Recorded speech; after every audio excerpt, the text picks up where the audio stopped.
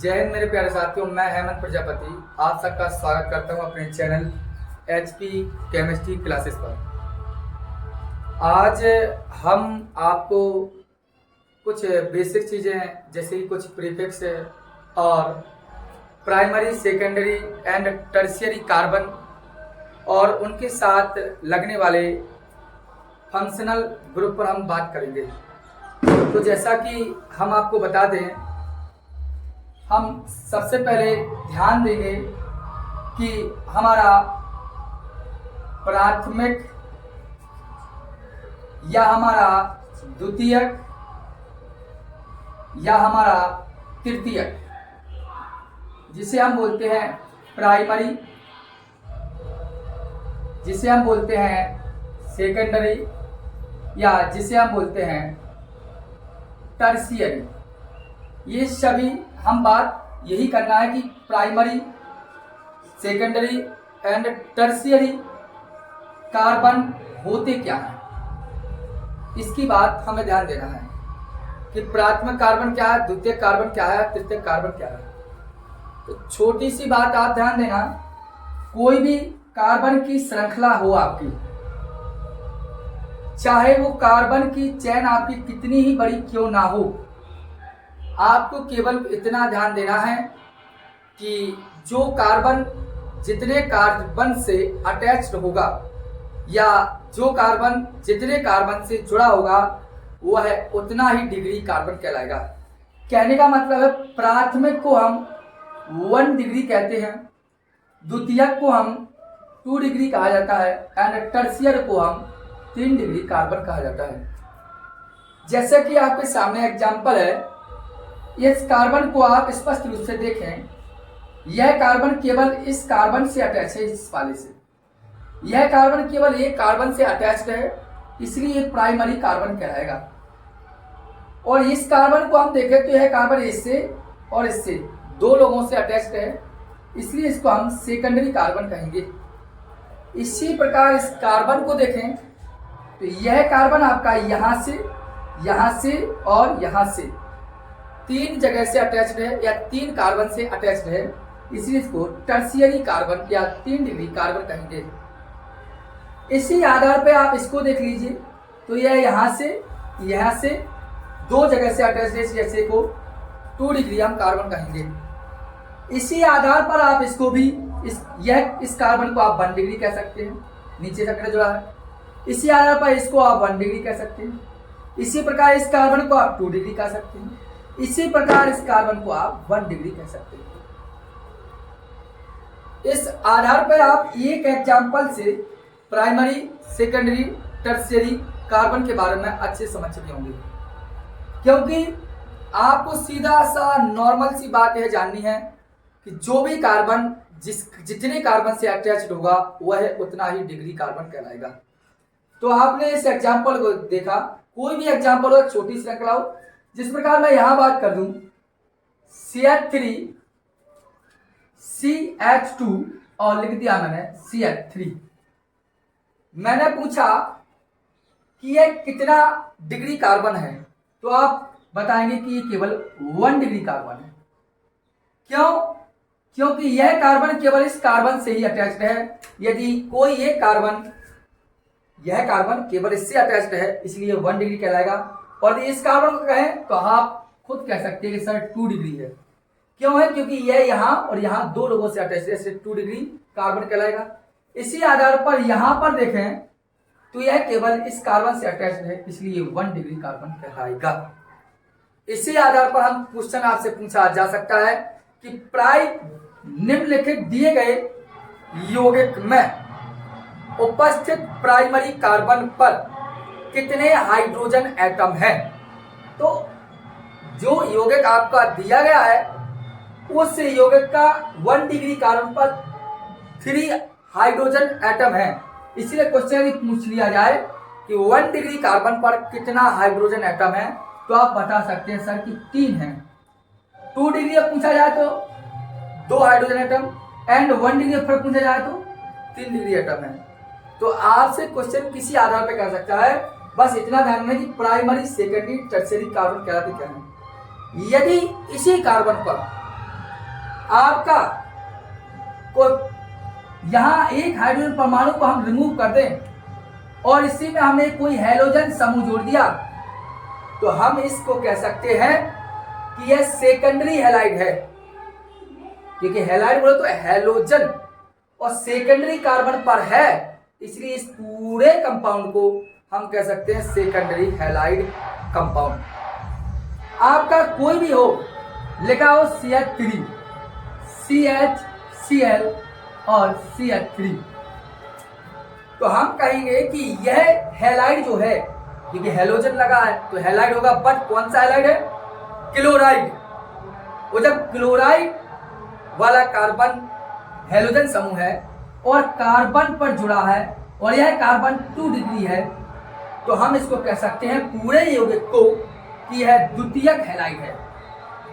कौन सा हैलाइड है? द्वितीयक हैलाइड या सेकेंडरी हैलाइड हम इसको बोल सकते हैं, क्योंकि जिस डिग्री पर जो हैलोजन समूह या जो फंक्शन ग्रुप आपका लगा होगा वह उतना ही डिग्री या सेकेंडरी, प्राइमरी, टर्सरी या टेट्रास टर्सरी कहलाएगा वो। तो आपने कॉमन समझा प्राथमिक, द्वितीयक, तृतीयक कार्बन होते क्या।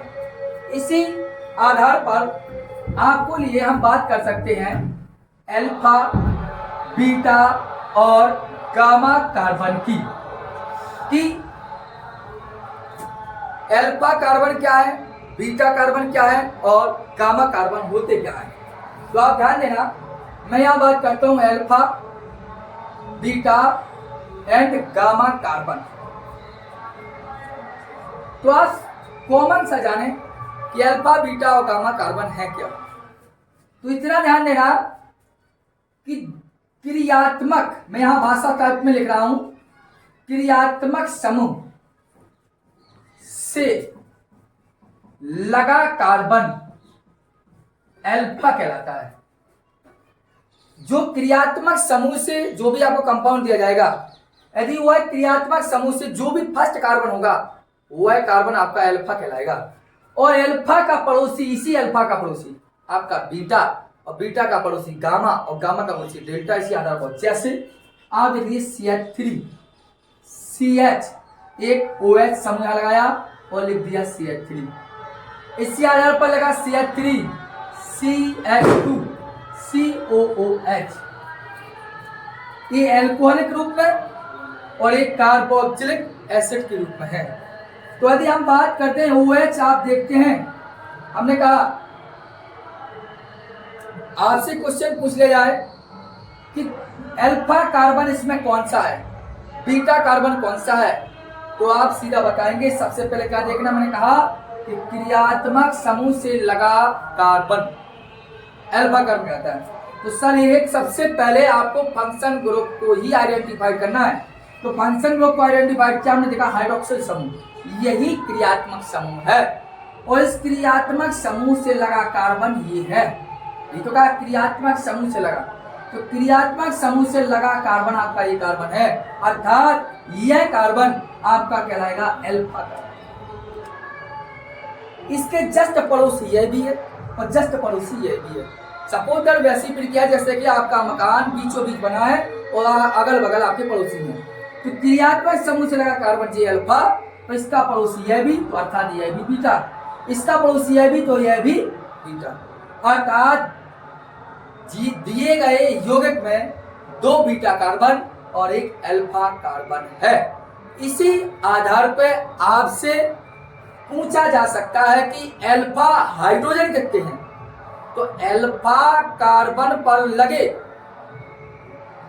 अल्फा कार्बन पर लगे हाइड्रोजन ही अल्फा हाइड्रोजन कहलाते हैं।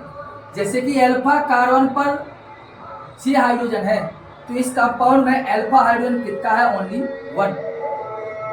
बीटा हाइड्रोजन पूछ लिया जाए तो 3 यहाँ है, 3 यहाँ, अर्थात टोटल संख्या है 6। तो कहने का मतलब है क्रियात्मक समूह अल्फा, बीटा, गामा कार्बन के साथ साथ आपसे alpha hydrogen, beta hydrogen, gamma hydrogen भी पूछा जा सकता है। इस पर भी विशेष ध्यान देना। जैसे कि दिया गया यौगिक एक और कंपाउंड देखिए आप, ये है क्रियात्मक समूह, और क्रियात्मक समूह से लगा कार्बन है अल्फा कार्बन। हम क्रियात्मक समूह के कार्बन को नहीं देखेंगे, क्रियात्मक समूह से लगा कार्बन, तो क्रियात्मक समूह तो पूरा कार्बोक्सिलिक एसिड वाला है ना, तो इसके पास जो कार्बन होगा वही अल्फा कार्बन है। तो यह अल्फा कार्बन जस्ट पड़ोसी तो बीटा कार्बन। इसमें पूछ लिया जाए आपसे कि अल्फा हाइड्रोजन कितना है, तो अल्फा कार्बन पर कितना हाइड्रोजन है, 2, तो अल्फा हाइड्रोजन कितना है, 2। बीटा हाइड्रोजन पूछ लिया जाए तो इसमें कितना है, 3। ये आपके लिए इस प्रकार आपसे क्वेश्चन पूछा जा सकता है, इस बात पर आप ध्यान दें। तो बात वही है कि क्रियात्मक समूह से लगा कार्बन अल्फा कार्बन, उसका जो पड़ोसी होगा बीटा और उसका पड़ोसी होगा तो गामा। तो ये आपको ध्यान देना कि अल्फा बीटा गामा कार्बन होते क्या हैं और उन पर यदि हाइड्रोजन लेंगे होते अल्फा हाइड्रोजन। जैसे कि आप कई लेक्चर के बाद एक अभिक्रिया पढ़ोगे बहुत समय बाद, कैनिजारो अभिक्रिया,